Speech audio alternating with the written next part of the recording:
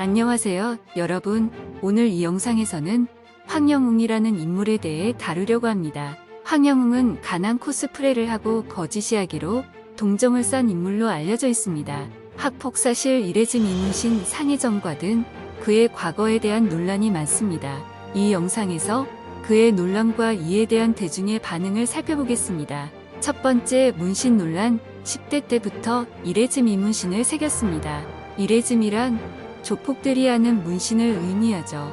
요즘은 문신을 패션으로도 합니다만 황영웅의 10대 때는 문신의 의미가 대부분 위협을 가하는 용도로 많이 쓰일 때였죠. 지금도 사회적 인식이 좋지만은 않지만 그 시절은 더했을 시절이니까요.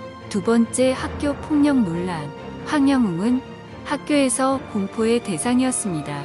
나이가 어린 학생들을 폭행했고 목을 조르기도 했습니다. 수많은 학폭 논란들이 계속해서 나타나고 있습니다. 그 와중에 몇몇의 제보자들에 의해 밝혀진 바에 따르면 학교 근처에 있는 공원에서 후배들이 지나가면 배를 가격하고 목을 조르는 일들이 다반사였다고 합니다. 상해죄로 벌금을 받기도 했었죠. 그리고 10대의 나이에 술을 마시면 더 폭행이 심해진다고 알려졌습니다. 황영웅의 동창 A씨는 황영웅이 왜소하거나 장애가 있거나 모자란 친구들을 주로 괴롭혔다. 커튼 뒤로 데려가면 괴롭힘 당한 친구가 울면서 나왔다며 한 친구에게는 성관계와 관련한 행위를 가르치고 복도에서 하도록 시켰다라고 해 충격을 안겼습니다.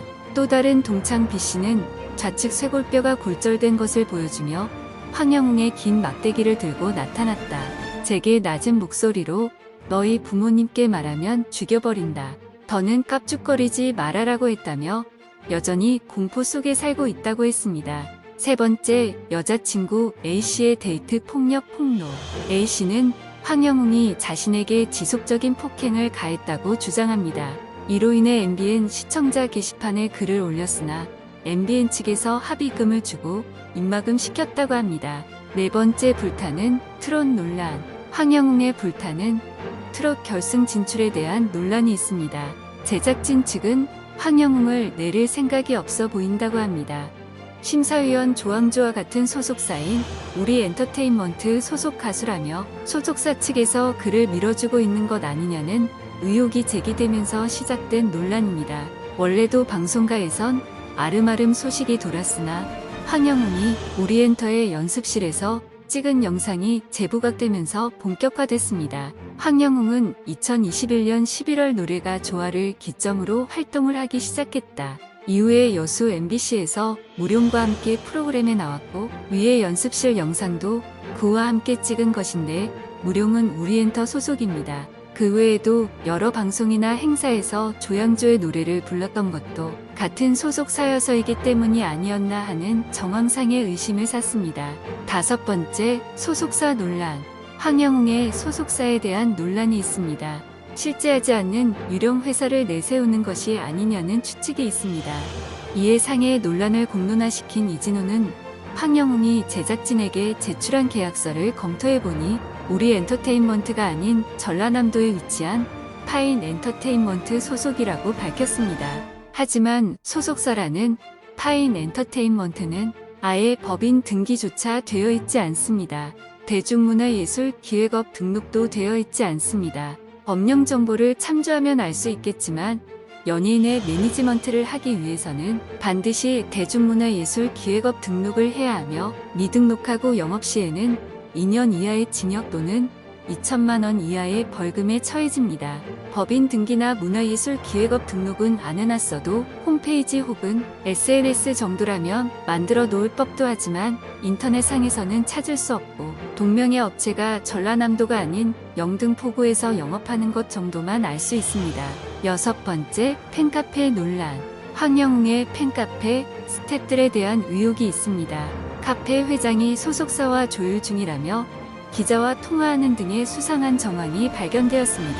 재밌는 점은 있는지 조차 의문이 들 정도로 단 한 번도 입장 표명을 한 적이 없는 소속사와는 다르게 마치 팬카페 스태프들이 공식 소속사인 것 마냥 활발하게 활동을 하고 있습니다. 하차 후 팬미팅을 추진 중이라고 기사가 났는데 소속사도 아닌 팬카페 회장이 소속사와 조율 중이라며 기자와 통화를 했습니다.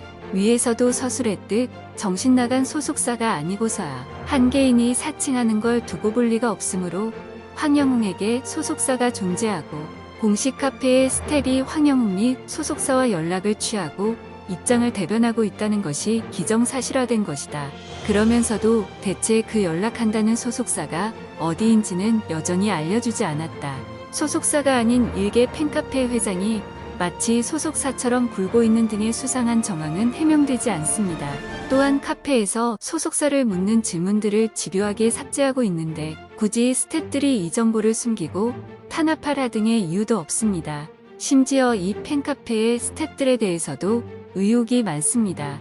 특히 위에서 무료 기자와 통화를 했다는 카페의 회장에 대한 의혹이 매우 짙은 상황입니다. 멤버 이외에도 카페 규정 자체도 매우 수상한데 특히 상황에 따라 영수증을 미첨부할 수 있다고 적시해 놓아서 카페를 운영하는 목적이 훤히 보인다는 평이 많습니다. 이상으로 황영웅의 논란에 대한 주요 내용을 정리하였습니다. 이러한 논란들로 인해 시청자들의 반응도 엇갈리고 있습니다. 앞으로 황영웅의 행보와 이에 대한 대중의 반응이 어떻게 될지 지켜봐야겠습니다. 영상을 시청해 주셔서 감사합니다. 다음 영상에서 뵙겠습니다.